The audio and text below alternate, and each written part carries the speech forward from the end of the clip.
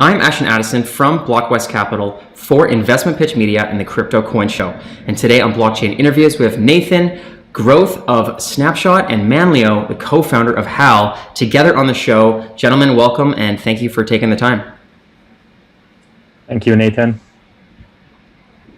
All right, guys, let's kick it off. There's so much to talk about in such little time. We're going to focus this conversation around DAOs, decentralized autonomous organizations, the growth of DAOs throughout 2021, and I think 2022, and how it will be an expansive year for that, and how they are turning into the future of internet organizations. I would love to kick it off, Nathan, by hearing a little bit about yourself, how you see DAOs right now, why you see them as so exciting, and the potential that they have, and how Snapshot fits into the DAOs in the blockchain ecosystem.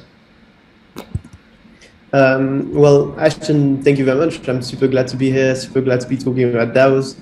So yeah, as you said, decentralized autonomous organization. I think the idea behind DAOs and why we think they're going to be really exciting and the development is going to be super interesting to follow in the next year is because of kind of two big qualities that DAOs have. So first, DAOs are networks instead of hierarchies, like, all the organizations. And so that means you can have so much more innovation and so many more good ideas that organically come up and allow DAOs to really quickly invent new things and new even business models that we couldn't think of before. And then second is the inclusiveness of DAOs. I think is an incredible strength, because when you think about how much talent there is throughout the world, the fact that the barrier of entry is incredibly low, that anyone can just, with an internet connection and a computer, join a Discord, join a community, be part of something, and be rewarded for that, and quite often handsomely rewarded for their participation. That's an incredible amount of innovation. And so Snapshot, what we do is we try to work on the sides of DAOs that are maybe less easy and work less well than traditional organizations.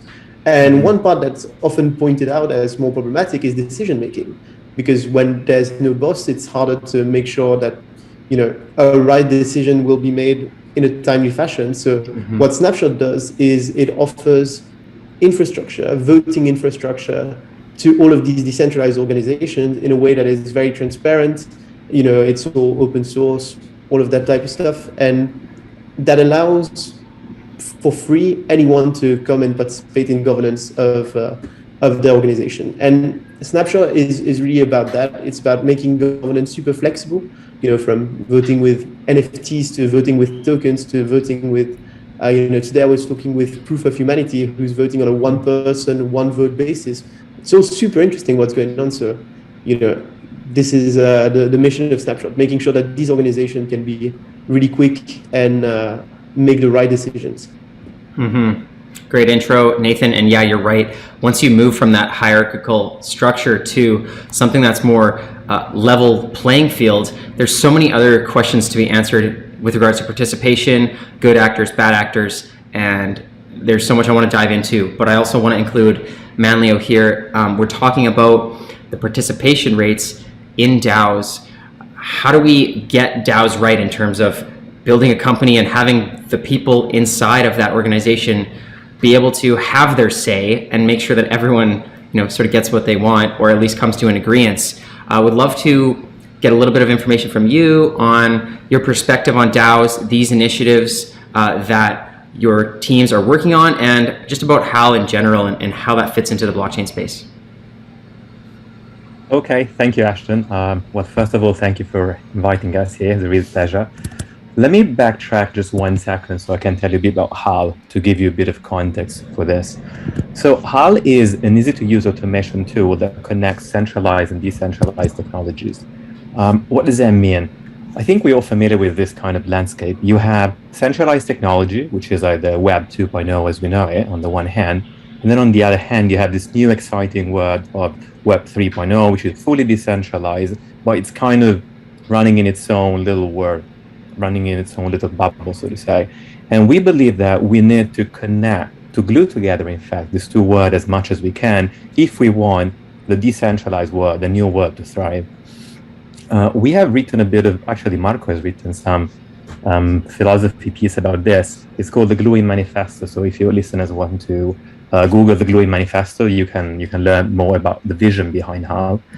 But basically, following this vision, the idea that we really had was, okay, how do we allow companies and traders and DAOs to basically connect centralized and decentralized, to monitor real-time activities on blockchains without writing code, without being too technical, thus allowing all these people to kind of join the Web3 revolution.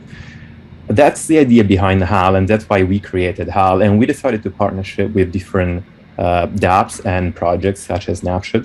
I'll just give you a quick example of the things that we do with HAL. So a simple example would be, say, Aave. Okay, Aave is like the biggest protocol for lending and borrowing money on DeFi. And one of the problems that everybody has on Aave is to track their HAL factor. Okay, that's a very common issue to have if you have a collateralized debt position on Aave. So in normal conditions, what you do is that you go on the website and you have like a tiny bit of information that tells you the state of your loan. And if it gets too under collateralized, you have to hurry up and do something about it, otherwise you risk being liquidated.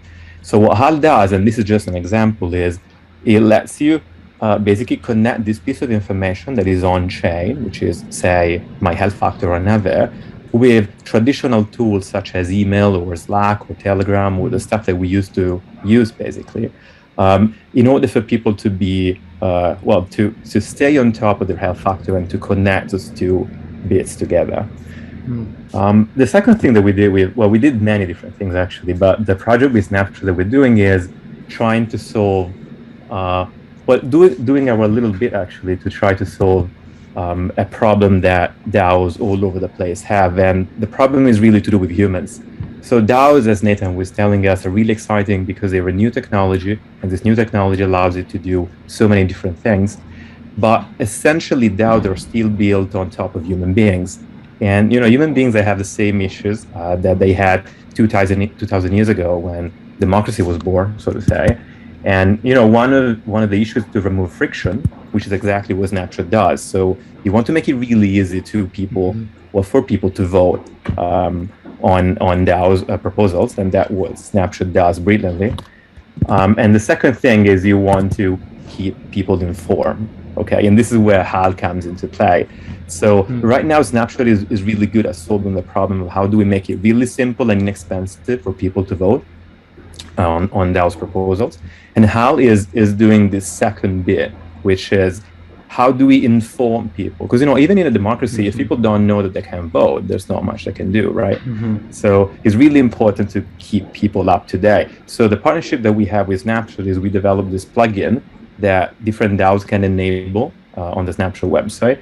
And by clicking the plugin, you get redirected on the HAL website. And you can, basically that allows all the members of your DAO to subscribe to notification, to push notification directly to email, Telegram, Slack, Twitter, Discord. You can create bots with this kind of stuff. And this, is just our tiny little contribution from a tech perspective to make DAO voting and participation really inclusive. Great. Yeah. And you know what? I think that technology is really useful, especially for myself. People that are in DAOs are generally pretty familiar with cryptocurrency and they're in the space. There's so much going on that you just miss the, there's a vote, and if there's a short time frame, you just completely miss it because there's just so many things. So to obviously have incoming notifications for that is going to be really useful. Now, with this partnership, are you guys partnering with specific DAOs? Are you just leaving open technology for any DAOs to come and start utilizing it? Or how are you approaching the market with this? No, I think we want to keep this as open as we can for everybody, really. So we started with a trial, actually, with the guys at Aave. So at the beginning, it was only the Aave DAO. But no, we want to really keep the same spirit as Snapshot has, which, perhaps Nathan can elaborate a bit on that. But from our end, we are enablers. Like we think of ourselves as technology enablers. So our mission is to empower people to being able to just like really vote, really staying up to date with DAO's decisions. And in order to do that, it's important to keep the system as open and as flexible as possible. Definitely. Nathan, do you have any comments on that as well?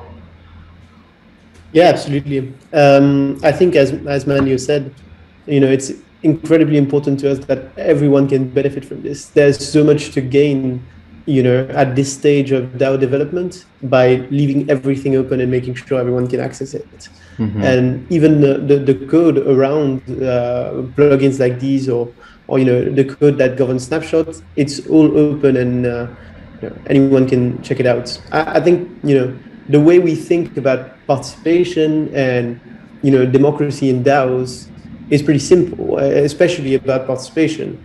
There's kind of two things you can do to raise participation in your DAO. You can either increase your members' impact, and that's not something, as infrastructure provider we can work on. It's on a DAO level. You have to give your community meaningful discussions and meaningful decisions they can make. But the other thing you can do, and that we can absolutely work on, is reduce the costs associated with voting. And costs can be many different things. They can be money, time, attention, effort. And, I think some, either Snapshot or HAL works on that side, making it inexpensive, easy. You don't need to pay attention every day to your Snapshot page to make sure that you're not missing anything. We'll take care of this for you, and all you have to do is come, participate, and vote. So lowering the entry barrier rather than keeping a walled garden around your DAO's governance. Definitely, Nathan. Great point. And I want to further elaborate on that. In the DAO ecosystem as a whole, it's still very early days. 2021, we're seeing the emergence of popular DAOs, but before that, there really was just discussion. It's been around since the DAO, over 5 years ago now, but we're really only seeing people starting to join DAOs now. And we were hinting at how 2022 could be one of the biggest years for DAOs. Do you think that this participation and the initiative your team is working on is one of the main pain points that's going to push solve those problems to push more people into DAOs? And maybe there's any other pain points you can touch on why you think 2022 will be the most important year for the growth of DAOs into mainstream. Well, so kind of the easy definition of a DAO is a group, an online group with a bank account. And this is not really a new idea. There's always been online groups that share financial interests, but DAOs add so much more to this. And I think one of the reasons I think DAOs are going to explode in the next year is simply because we're finding out every day new ways DAOs can solve coordination problems. And I'm always super impressed to see the kinds of problems that DAOs take on. It's incredible problems. There's DAOs around climate change. There are DAOs around universal basic income. There's DAOs around every kind of big problems that's mostly at heart a human coordination problem. And I think the impetus behind that movement, it's unstoppable. We found a way to make magic internet money. And with that magic internet money, we now need magic internet societies to govern these bank accounts, And to me, it's kind of the natural evolution of crypto. And it's not an evolution that, destroys what was before. It's an evolution that builds on what was before. So I think that's the most interesting part about it. And the biggest pain points at the moment is, like any kind of community, digital or in the real world, it's about if you're participating, if you feel shared interest and common goals, then you're full on DAO, and you're going to wake up in the morning and the first thing you're going to do is check out Discord and see what happened during the night, and you're going to feel incredibly like part of something. And to make sure that you feel part of something, you've got to participate in many different ways. And if it's a very serious investment DAOs that is discussing like multi-million-dollar deals, that also works, you know. If you feel part of it, if you're voting on investments, or if you're voting on, you know, your NFT DAO, whether you're going to make avatars in the metaverse of your NFTs, and whether those metaverse NFTs are going to be worth voting power, all of that is something that's going to make you feel more part of your community. Mm-hmm. So I think the biggest pain point at the moment is how do we bridge that kind of digital, the kind of natural digital gap that happens between people.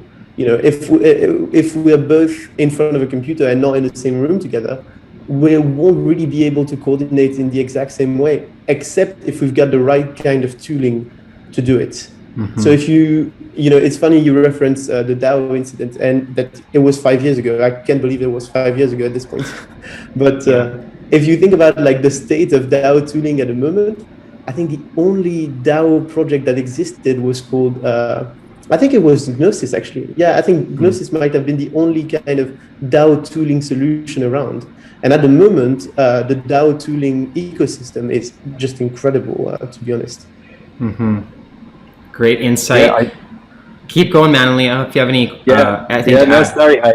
I just wanted to say that I really agree on what Nathan is saying, and if I can piggyback on that for a second, I think you touched on a really important point, Nathan, which is, you know, at its core, DAOs, as I was mentioning earlier, are made of people, right? And people have, and they share the same needs. You know, people, they need to, well, we figure out quite early on as a species that if we collaborate, if we get together, we can get a lot of stuff done that we couldn't do on our own.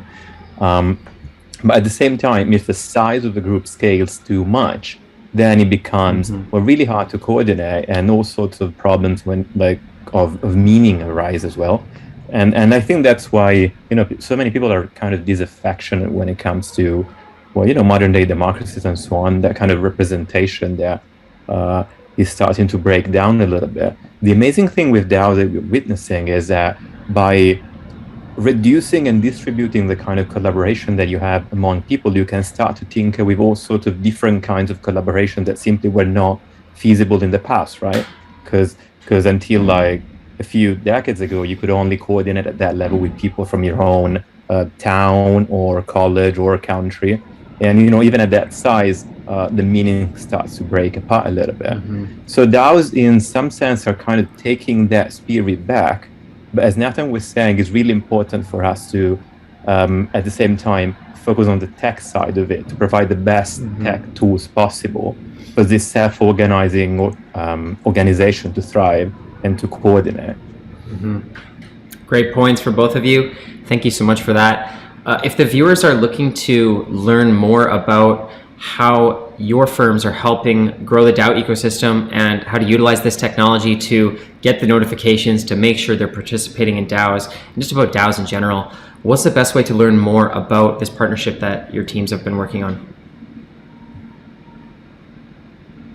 Well, I think the best way is to get involved in any DAOs. You know, find a DAO that is supporting something that you care about, get involved, and then you'll naturally stumble upon probably Snapshot and HAL as well.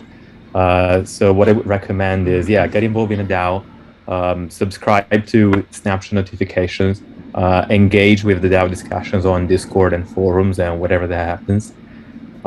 You can find more info about HAL specifically at HALXYZ, and you can follow us on Twitter at HAL Team. And I'll leave it to Nathan for the Snapshot details.